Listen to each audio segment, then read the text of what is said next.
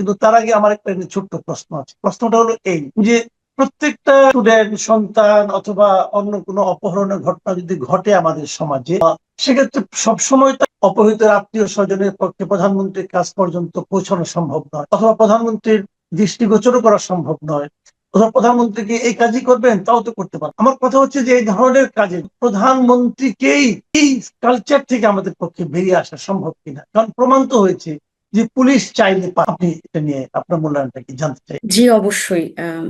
একটা আম, জিনিস আমরা একদম স্পষ্টত দেখতে পেয়েছি যে বাংলাদেশের যে আইন, আমরা সবসময় বলি যে বাংলাদেশে এই ধরনের যে কোনো ব্যবস্থা নেওয়া সম্ভব না, যেমন অপহরণ, ধরেন মার্ডার কেস হোক বা যে কোনো ধরনের কেস হোক, আর সেখানে খুব স্লো আগায়। তো এখানে দেখলাম যে সাথে সাথে হয়ে গেছে। এখন এই জিনিসটা কিন্তু অনেক আশা তৈরি করেছে, আশা এভাবে তৈরি করেছে যে আমরা কিন্তু হঠাৎ করে দেখলাম যে বাংলাদেশেও সম্ভব এরকম, মানে একটা মানুষকে, একটা অপহরণ হয়ে যাওয়া মানুষকে খুঁজে বের করা তড়িৎ গতিতে বাংলাদেশ পুলিশ সম্ভব বের করা, সেটা তারা পারে যদি তারা চায়। এর আগেও কিন্তু আমরা দেখেছিলাম যে একজন যে মার্ডার করেছিলেন একজন যে গৃহকর্মী, এটাও কিন্তু তড়িৎ গতিতে বের করে আনা হয়েছিল।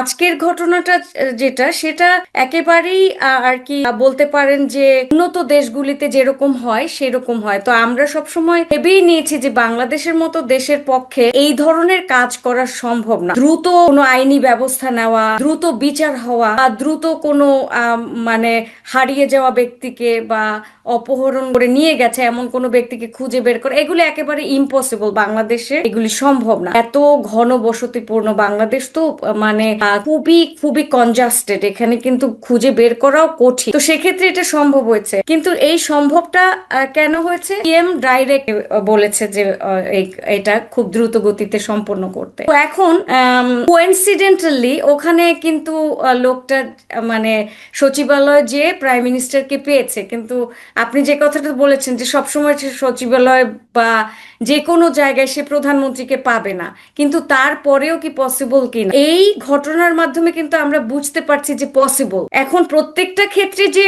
প্রধানমন্ত্রীর বলতে হবে সেটা তো কোনো কথা নেই, কিন্তু প্রধানমন্ত্রী বা আর যে নতুন সরকার, সেই সরকার যদি সব সময় এরকম আদেশ জারি করে রাখে যে যে কোনো ধরনের অন্যায় বা যে কোনো ধরনের এমার্জেন্সি পরিস্থিতিতে এটা করতেই হবে, মানে আমাদের তো আইনের ইমপ্লিমেন্টেশন নাই। বাংলাদেশে তো সকল আইন আছে কাগজে কলমে, সবকিছু কাগজে কলমে, এই কাগজের কলমে থেকে বের এনে আমাদেরকে ইমপ্লিমেন্ট করতে হবে যে আমরা কাজটা মূলত করছি এবং করতে পারে, বাংলাদেশ পুলিশ চাইলেও করতে পারে। তো এই জিনিসটা সরকারেরই করতে হবে। বিগত দিনে যেটা একেবারেই সম্ভব হয়নি, স্লো হয়েছে বা একেবারে হয়নি, খুঁজেই বের করতে পারেনি, আপাতত পুলিশ কেয়ারই করে, পুলিশকেও দায়বদ্ধ করতে হবে, মানে প্রশাসনকে, যে এইগুলি আপনাদের ডিউটি, এই জন্য তারা পয়সা পায়, জনগণের জানমাল রক্ষার্থে তারা পয়সা পাচ্ছে, তাদেরকে এই কাজটা করতেই হবে। এই আজকে প্রাইম মিনিস্টার বলেছে তার মানে প্রতিদিন যে তার বলতে হবে সেটা না, কিন্তু তারই কিন্তু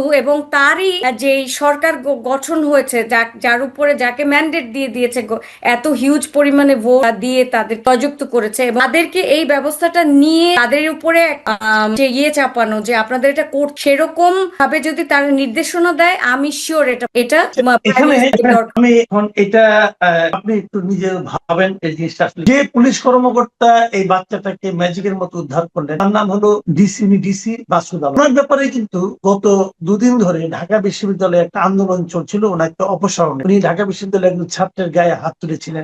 এখন এটা নিয়ে আমি ফেসবুকে একটা পোস্ট করে শোনাবো, আপনি একটু ধৈর্য ধরে শুনবেন। তিনি লিখেছেন, তার নাম হলো মিস্টার আমিনুল ইসলাম। উনি দেশের বাইরে জায়গায় শিক্ষকতা করেন, মানে এই বিশ্ববিদ্যালয়ে, এবং উনি ফেসবুকে খুব নিয়মিত লেখেন। ওনার লেখা আমি নিয়মিতই পড়ি, সেন্সিবল লাগবে। কি লিখেছেন আপনি একটু যদি শুনেন, একটু সময় লাগবে হয়তো। লিখেছেন, এইবার বুঝলেন তো পুলিশ এবং আমলারা মন্ত্রী এমপিদের কিভাবে ব্যবহার করে ম্যাজিককেও হার মানিয়েছে। সি মাসুদের অপসারণের জন্য আন্দোলন, কারণ তিনি গতকাল যা করেছেন সেটা আইনে অন্যায় এবং অপরাধ। এদিকে আমরা কি দেখলাম, মিডিয়ার মাধ্যমে জানলাম ডিসি মাসুদ কাকে উদ্ধার করে হিরো বনে কিভাবে। এক পিতা তালীয় ভাবে প্রধানমন্ত্রীর কাছে আকুতি জানায় তার ছেলে অপহরণ হয়েছে। ওই পিতা অবশ্য আমলা, ঠিক আমলা না, মানে বুঝতেই তো পারত, সচিবালয়ের কাজ। এরপর প্রধানমন্ত্রী কাউকে ফোন না করে ফোন দিয়েছেন ডিসি মাসুদ। মন্ত্রী ফোন করলেন না, আইজিপি মন্ত্রীকে ফোন করলেন না, আইজিপি কে ফোন করলেন না, কাউকে না। করলেন কাকে? ডিসি মাসুদ। এদিকে মাসুদ সাহেব হুকুম পেয়ে 1 ঘন্টার মধ্যে সেই ছেলে সুপারম্যানের মতো উদ্ধার করে নিয়ে, কিন্তু উদ্ধার করেননি অপহরণকারীদের। এটা যে একটা সাজানো নাটক, এইসব আমরা বুঝি। আমি শতভাগ নিশ্চিত প্রধানমন্ত্রী তারেক রহমানের এর কিছুই জানেন না।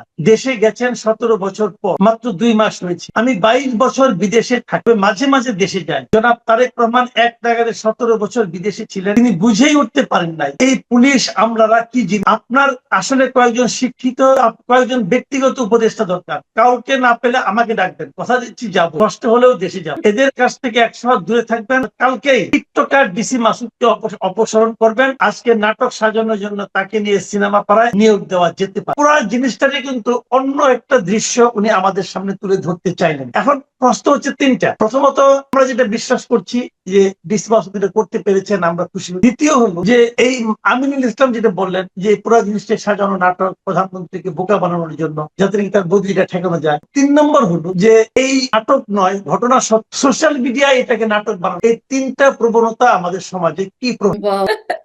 খুবই ক্রিটিক্যাল কোয়েশ্চেন।